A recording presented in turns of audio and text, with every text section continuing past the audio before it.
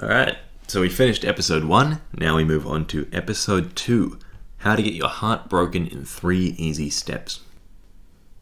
Chapter 9, houses that go bump in the dusk. I only went to the building to scout, I had to see the old man Finnick was there and... Oh no, that's stupid, I grumbled. I sat on the early train to school the next morning, on my way to band practice. I thanked the lucky stars that Natalie wasn't going to school early to get homework done today, which she usually did, because then I'd have to face her right now. This destiny thing was giving me some extra time not to screw this up, and I had to be thankful for it. The pamphlet that Heslick had given me was in my bag. I palmed it again, peering at the radial flame symbol of the Empire. I could feel my thread buzzing now that I focused on it, and I could sense the energy that it had always given me.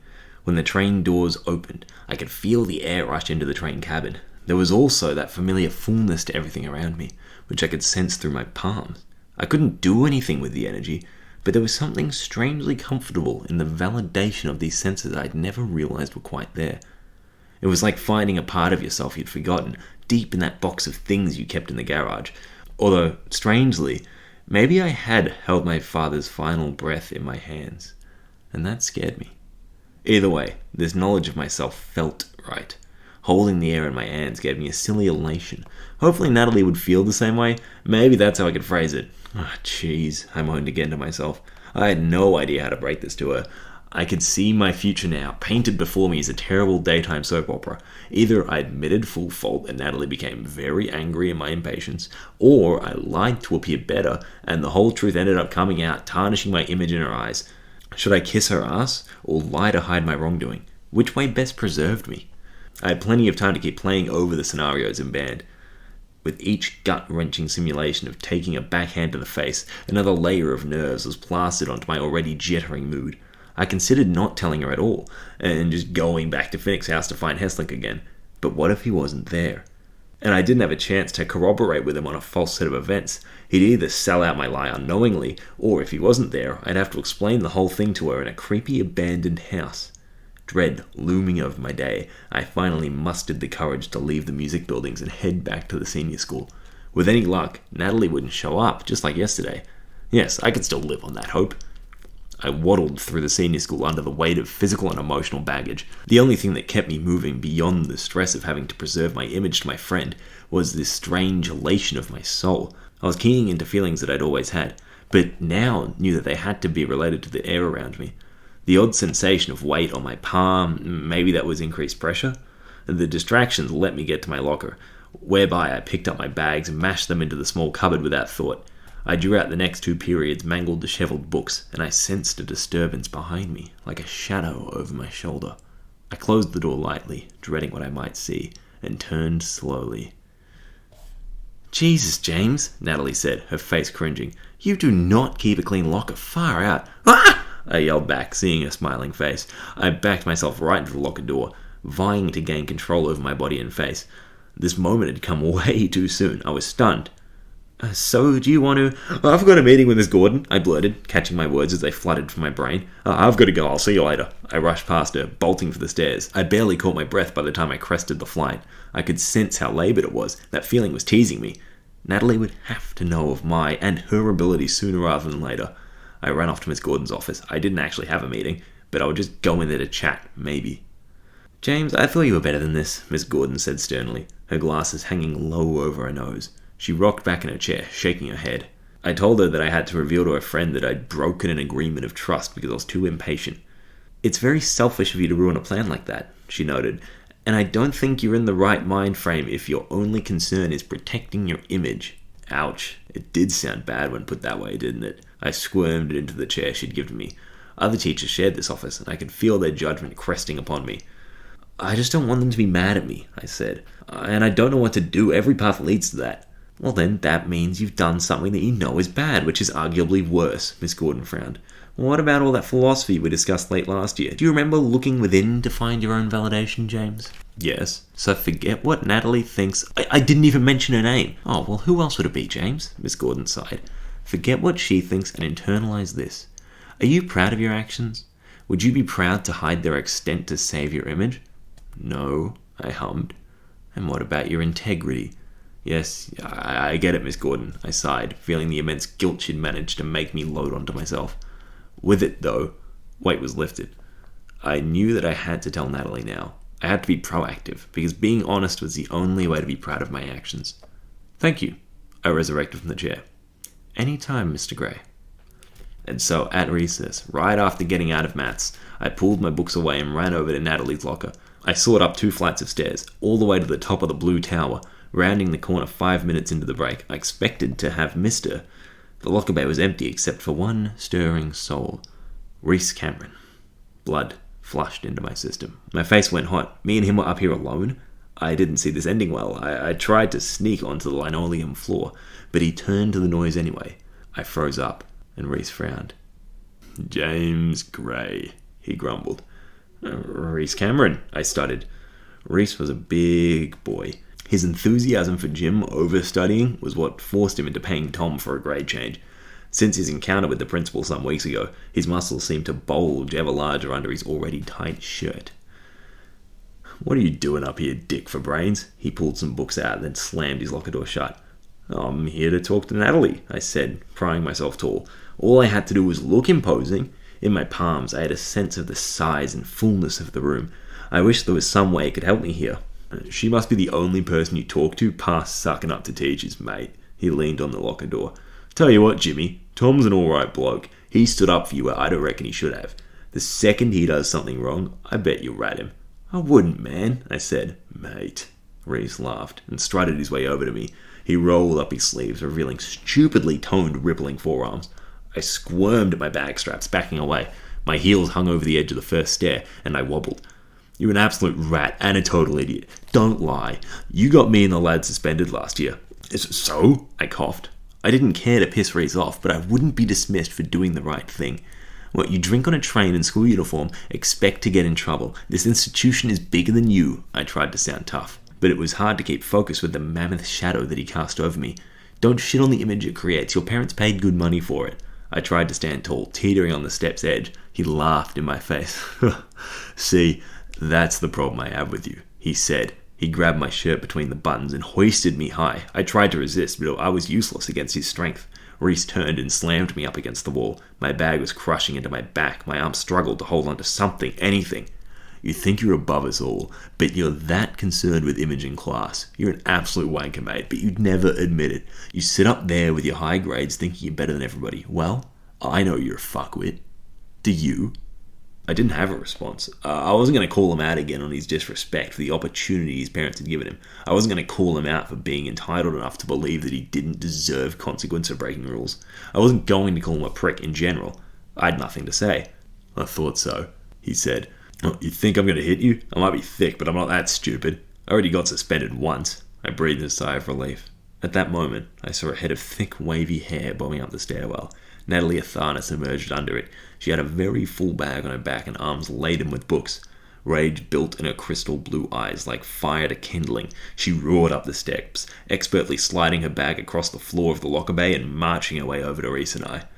You put him down this instant, you thug, she demanded of Rhys. Her expression was ruthless. Her stare could kill. Her hand held power in its grasp, and Rhys sensed it. He eased his grip. I was just finishing my lesson, he mumbled, lowering me to the ground. You're lucky your girlfriend showed up. I blushed. Natalie grimaced. You dare call me that again, Rhys Cameron, she scowled. And you'll do what? He asked, letting go of my shirt and shoving me for good measure.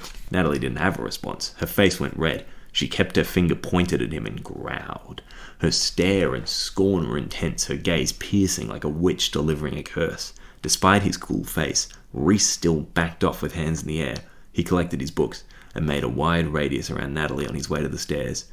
Should I hang a do not disturb sign on my way out? He called over his shoulder as he descended the steps. Natalie picked up her plastic water bottle from her bag and pitched it at the back of his head. The shot was perfect. The bottle exploded on impact as if by command and drenched his back. He paused and turned while the water steamed off his cool face. He picked up the bottle, teased it over the railing, and dropped it down the center of the stairwell. He continued his way down after it. You're pretty amazing, you know that? I uttered to Natalie. Yeah, sure, she said, going over to her locker and fiddling with the combination. He's in the locker next to me and I can't stand him. I defend you every day. You do? I asked. The guilt that I was about to let her down hit me, but I couldn't let it stop me from telling the truth. "Yeah," she said. "I mean, you'd back me up, right?" "Of course I would," I said. "Good," she said. She opened her locker door.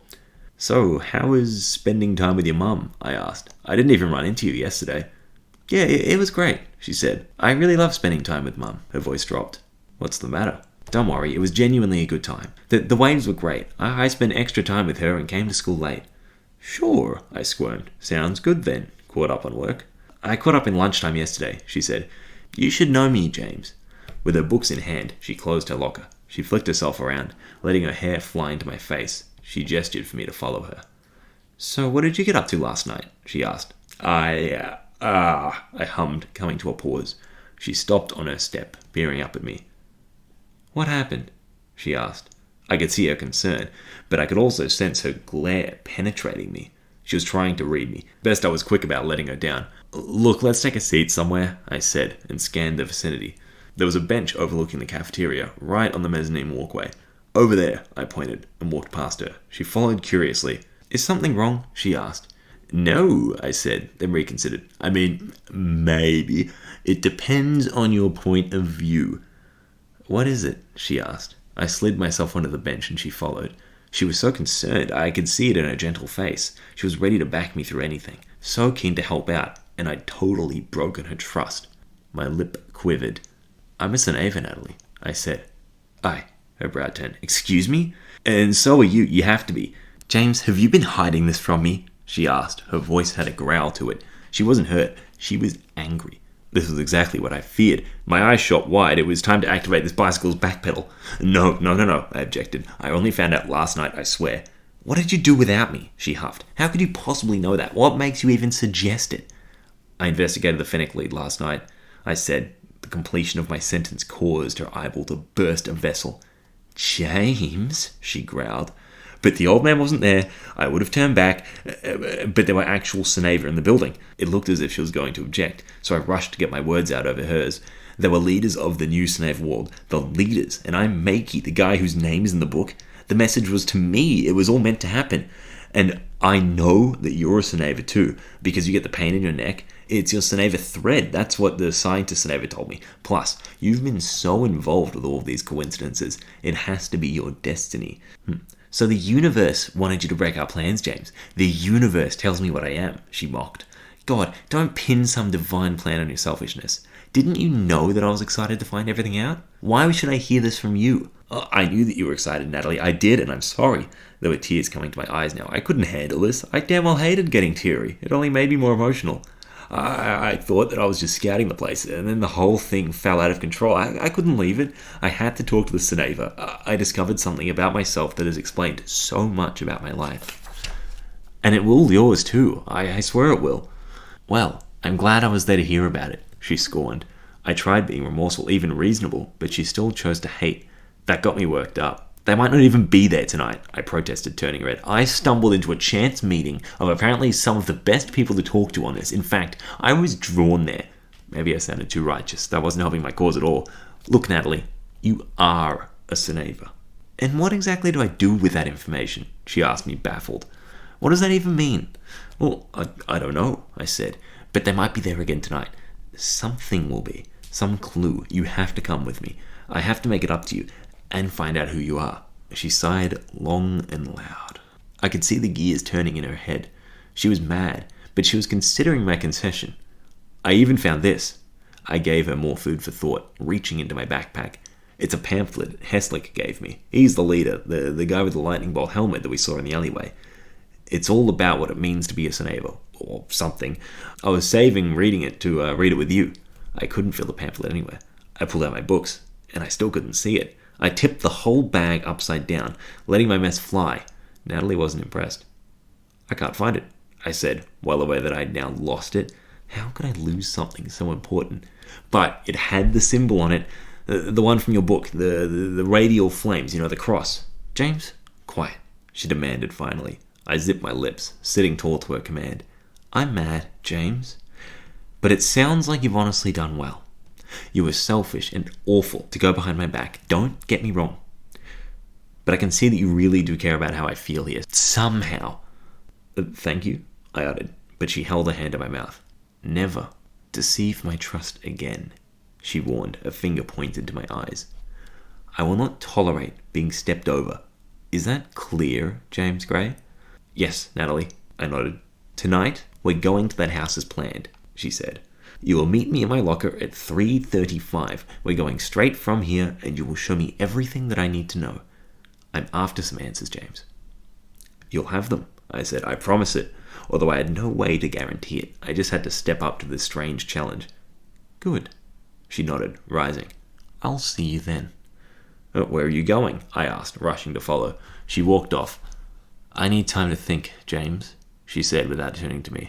You just told me a lot. And with that, she sauntered off. I depressed back into the bench, my mushy brain swimming in its cavity, glad to be through with that interaction. I wasn't sure if that went worse than I'd expected. Natalie and I disembarked from the train station and made our way through the underpass. I noted Natalie's expression as she passed the marks left by the Seneva encounter. Her eye gleamed over them and moved on. She crouched down by a scorch mark. They must be powerful, she said, running her finger through the melted groove. Well, it was fire, I noted. Yes, but regular fire doesn't do this to asphalt, she said. I can see why your sister's so scared. Sure, I said, but it's us now that she's so scared of. That doesn't feel very good, Natalie noted, standing. I'm sorry for getting mad before. She changed the subject. I hummed. No, you were right to be mad. Well, I know, she said, shutting me up, but I'm excited to see where this goes. If I am a Seneva, I can define myself apart from all this, she pointed to the fire stain. If I'm a Seneva, I know that I'm not going to be violent like these men that we saw. I know I shouldn't be scared of what I might be. I nodded. You've clearly thought of this. I have, she said. Now let's go. She gestured me on, and I led us over the crossing and down the street to the house at its end. I opened the gate and gestured her through. She took the first steps across the weed-overgrown garden. She tiptoed carefully between the tall grass and the spiderweb sticking up between the brick path. We pushed ourselves up onto the veranda, coming to the door. I couldn't help but notice the lack of glowing. There was nothing drawing me into the abandoned building today, no cyan glow. I felt a tension rise in my stomach. I was going to disappoint Natalie. I'd promised her answers, and I'd have to deliver on that. I looked to her, and she seemed content, excited even, to be standing outside the spooky house. I was glad that she wasn't mad, at least. I reached across to the bicycle where I'd seen the key yesterday, and pulling it out of the attached bag, I slotted it into the door's lock. I shoved the door, which was heavier than I'd expected, and it creaked open slowly. The house groaned, and something fell in its depths. The hallway was empty. A beam lay across the back doors. Light poured from a hole in the roof at the back right of the house. I couldn't see much from the front door, but I immediately had a sense that we were being watched. There were eyes looking at me. They weren't coming from any direction, though, but rather all around. Do you feel that? Natalie asked. The feeling of being watched? I asked, and she nodded. I was going to follow my instincts and turn around, but she grabbed my hand and walked us through the entrance. She pulled me into the house, then closed the door behind us. Darkness set upon us. Dust floated in the still air. Moans and groans of timber and metal echoed softly. Somewhere in the structure, water was dripping. There was a hole in the floor in front of us. There was still the intense feeling of being watched. Charming place, she said, and swung her bags down by the floor. I followed suit. Oh, it used to be better, I noted, and took in the sights again. I guess Hestlick's not here, then. But somebody is, Natalie said. I've never felt so seen. I can feel them here. Well, if you say so, I said. I ducked my head into the room immediately to our left. I let go of Natalie's hand, but she searched for it again and grabbed it. There was nothing in here except for a bookshelf missing most of its books and a few pieces of antique furniture. Glass was scattered on the floor by the bay window. Graffiti covered the bay. Nothing in here, I said, turning to Natalie. The lights behind me flickered, painting the room in splashes of yellow light. Neither of our hands were by the switch. I swung back around to see the light bulb burn white hot. It blew up and glass sprayed onto the floor. I mumbled. Well, they're not in here, Natalie rushed with a straight face. Let's keep moving. Yeah, good idea, I agreed. She led us out of the front room and down the hall. Vines grew freely from the roof. They hugged the walls where the light of the roof's hole reached. Sporadically along the long wall were tags, lazily done graffiti art by losers like Reese Cameron. It was all the skill of marking your area with all the intellectual complexity of pissing on a tree. I sneered, and Natalie tutted. Well, I'm glad they were agreed on that at least, I said. Well, even graffiti artists are agreed on that, James, she said. She stalked past the living room and kitchen, towards this person she knew was present. I followed her lead. To the right was the couch on which I had been sat yesterday, and on which Heslick had introduced himself to me. We walked under the open roof. The structure around the hole was charred, like it had been burned through. The main beam in the roof had been cut. I was surprised that the ceiling hadn't fallen in yet. She opened the sliding door near the end of the hall. Its bearings were rusty. It howled as it was forced aside. I frantically scanned the living area for anybody who might have heard the sound, like nails across a chalkboard. Nobody had heard, of course, but I still felt the omnipresent gaze. We ducked into a secondary hallway. There was a door at the end towards the front of the house, and a few on the side too. They're down the end, Natalie said. You sure? I asked. Yes, she said, entirely serious. I don't know if I'm leaning into some false sense here, but I can feel it. I wasn't about to deny her the right to a new sensation, so I nodded and followed. We stalked down the hallway, being sure to take light steps. The house creaked and groaned behind us. However, it was silent underfoot. My heart thumped as we came towards the door. I reached for it first, resting my hand on the handle. I looked to Natalie, and we breathed in unison. We mouthed. 3, 2, 1. I turned the handle and pushed. The door moved so smoothly, and we put so much weight against it, that we fell into the room together, landing in each other, becoming tangled on the floor. We scrambled to get out of each other's limbs. Bare wooden boards with loose nails made the floor that we'd fallen upon. To our right was a bed frame, and at the back of the room was a closet with a standing dresser. On the floor beside the bed was an old sword in a stand, and on the opposite side of the bed was a chest of drawers. A large open window by the drawers let dull light shine through the room. The day was bright outside, but the light streaming through the glass was so grey. Oh, I understand holding a hand for comfort, I teased as we pried ourselves apart. Shut up, James, she smiled, pulling herself to her feet. She extended a hand to help me up, and I took it. Well, maybe it's the wrong room then, I suggested. No, this is right, she said, and scanned the room. I just don't get it. Well, no shame in trying to follow your instincts, even if nothing happens, I said. She grunted and turned for me to stalk around the room. She opened the wardrobe, then made her way towards the bed. What, you think they're hiding? I chuckled. Oh, I'm just looking around, she said. The standing wardrobe caught my attention. There was something etched into the inside of its door, which Natalie left open. Upon closer inspection, I could see a message carved with a knife in a foreign scripture. It looked almost like the language in Natalie's book. It could have been the language that Vestas mentioned to me. Hey, come look at this, I said to Natalie. Do you recognize this? Natalie creeped her way over, making sure not to step on exposed nails from where the carpet had been ripped out. She leaned over me, tucking her head in between mine and my arm to get a look at the writing. The door to the room behind us slammed against the wall. The room shook. Natalie and I screamed and jumped out of our shoes. We whipped around, still yelling, and backed each other into the dresser. Boo! Laughed Rhys Cameron, standing in the doorway. He strutted into the room with swagger, pulling up his seat on the bed frame and ripping a bite from his apple. His grin was from ear to ear. Jesus H. fucking Christ, I yelled. My face ran from white to red. I scrambled off the dresser and pulled Natalie up after me. What the fuck are you doing following us? Well, it's not illegal, he grinned. I wanted to see what two lovebirds are up to in an abandoned house. Between you and me, James, I think I entered at just the wrong time. Shut up and get the hell out, I demanded. I'd never been so forceful in my life, and a grin of satisfaction irked to join my face because of it. Oh, you don't get to make the rules here, Rhys said, rising to stand over me. You see, this isn't school, mate. Principal won't do anything about what happens out here. Plus, you try and tell somebody else, and you'll have to justify being here. He rolled up the sleeves of his jumper and undid his tie.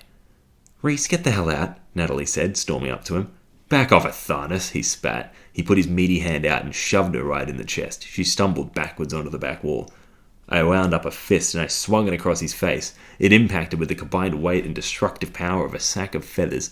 I must have punched wrong. It was the first punch I'd ever thrown, and my fingers hurt like all hell. And he barely flinched. Oh, jeez. I grabbed my fist with the other hand. You're fucked, Rhys said. He gritted his teeth and wound his own fist. It piled into my gut. Amazingly, I didn't fall, but I did keel over like an idiot. He then shoved me hard, and I fell back onto my ass, slamming into the dresser. He stomped towards me, and I scrambled to get up. Natalie was regaining herself in the corner. My feet couldn't seem to make me stand. They wailed, frictionless on the hardwood floor. Rhys wound his foot, preparing to drive it through my skull. The light bulb flickered on. The door slammed shut. Something flew out of the dresser faster than the eye could see. It slammed into Reese's chest. Broken glass slopped from his jumper onto the floor. "The fuck?" he uttered. He groped at his now wet jumper, then turned to the door. The curtains didn't close. The light didn't change, but the shadows in the room did. A small purple orb formed at shoulder height, just in front of the closed door. To it, the moving shadows lifted and flocked like a black smoke drawn to a vent.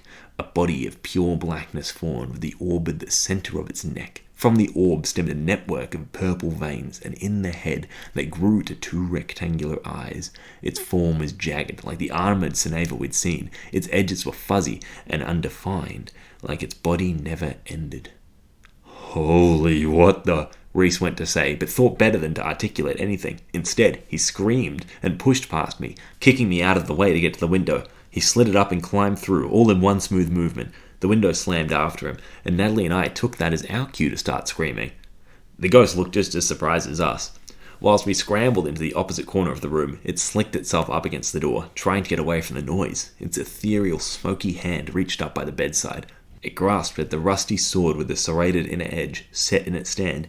It drew the sword above its head. I felt my thread burn hot on my neck. It was begging me to use its power, but I could barely move. Natalie, squished into the wall behind me, groaned in her fear and pain. The ghost threw the sword down, stabbing it into the ground. Natalie and I jumped and shrieked as the floorboards split. Purple radiance pulsed from the orb in the ghost's neck and through its arms. It plunged through the sword, and 3 rings of purple light burst out from its tip. The room was cast in a deep violet glow as the rings expanded across the floor and climbed up the walls before dissipating into them. Was all I could choke out. "Who enters the house of Kuvalik?" The ghost boomed over me. Its voice was wise, and it echoed with great power. Its tongue rang like a trumpet. "What?" I chuffed. "Which Seneva threatened the great leader Kuvalik?" it asked. "Do you come here to vandalize?" "What?" I choked again. Natalie shoved past me, standing between the ghost and myself. It didn't move. It didn't threaten us. Natalie figured out that its questions weren't rhetorical. It was actually interested in us. "That other guy wasn't with us, great leader Kuvalik. He's a dick," she said and turned to me. The sword in the ground, James. It's a Seneva greeting. I saw it in my book." "I see," the ghost replied. I was floored looking at it. A ghost is dead, the thought bounced in my mind. Dead, deceased, gone from this earth, and yet still thinking? I saw its black finger and smoky outline. I could sense the rot of its flesh, dripping from its cold soul. I had a hard time handling it, despite having seen a ghost before. When dead men walk, all is truly false. "James, wake up." Natalie waved her hand in front of me, snapping me from my disgusted trance. "This is Kuvalik." "And I'm Makey, but Kuvalik is dead, long dead. I've read his death. It was in Olam's diaries." "But what did it matter if he was dead?" I found myself asking. Of course a ghost was dead. That still didn't make it any less frightening. "Why the hell aren't you frightened by a ghost?" I asked Natalie, my gaze flickering between her and the ethereal being. "Because it's not trying to hurt us," she said. And she was right. This thing wasn't threatening. In fact, a moment ago, it had just been as frightened as I was. I took a moment to let my heart rate drop and sucked in a deep breath to peel myself off the wall. "Hi," I squeaked, looking around the room. "Sorry for the mess." I stumbled towards the ghost. It sparked memories of my childhood haunting, of long fingers wrapped around a cupboard door, of desperation and anxiety in every corner. I pushed the sensation aside. I had to, and made my way past Natalie. If this was Kuvalik, I had to talk to him. He was the whole point of coming here. I'm James Gray, but I think you might know me as Makey." The purple in its orb buzzed with excitement. The misty form of its body grew in height. A smile came across its black face. "You've found me. You must be ready to learn." Its voice radiated equally from its entire undefined being. "Yeah, well, I don't know how you expected me to find you," I said. "You didn't exactly leave an address." The ghost smiled. "The first lesson is one you'll learn along the way here. As a Seneva, your instincts and feelings are the most valuable tools you have. You were awarded many extra senses with a connection to a black hole. You used them, and you made it here. Congratulations, Makey." I frowned. I'd used very little to find the ghost today, despite my earlier habits of stumbling into important situations. "Actually," I said, "it was Natalie who knew you were here. I was ready to pack up and leave when I didn't find Hairslick." I gestured to Natalie, and she grinned. "What is your Seneva name, Miss Natalie?" the ghost asked. Am I a Seneva? She asked. I might be, but we don't really know that yet. Well, undoubtedly yes, Kovalik said. For somebody not yet using Quadra energy, your presence is so strong. Do you have somebody to teach you? Natalie hummed, nodding to herself. Well, that's that then. She didn't quite know what to make of it. A strong presence? A very strong presence. You've got quite the aura. I see, she hummed again. Will you teach me what this means then? I cannot, the ghost replied. I made a promise to Muraktin to train the next king, as I was one of the last men to shake hands with the ancient Air King. But I cannot read threads or eyes. I won't be able to help you unless you know who you are. I see, Natalie sighed. Do you know somebody I should go to then? Well, your presence is familiar. What is your full name, Miss Natalie? The ghost asked. He wafted through the room, passing by me to rest close to her. His form was electric. The black smoke of his body crawled with static. Natalie Athanas, she replied. See you, Yamitsa, he said without a second thought. And tell her that Kovalik sent you. Tell her everything about how you came to find the Seneva. She will teach you, and she will do a very meticulous job of it. My Yamitsa? Natalie's eyes shot to fear. Oh, no, I couldn't tell her that I was looking through her books. I promise you, she will not care, the ghost said. He laid his dead hand on her shoulder. She will want you to grow. Go to her, he said, and Natalie started to smile. Okay, she agreed. So, Maggie, the ghost turned to me. You have come to me. When would you like to start learning?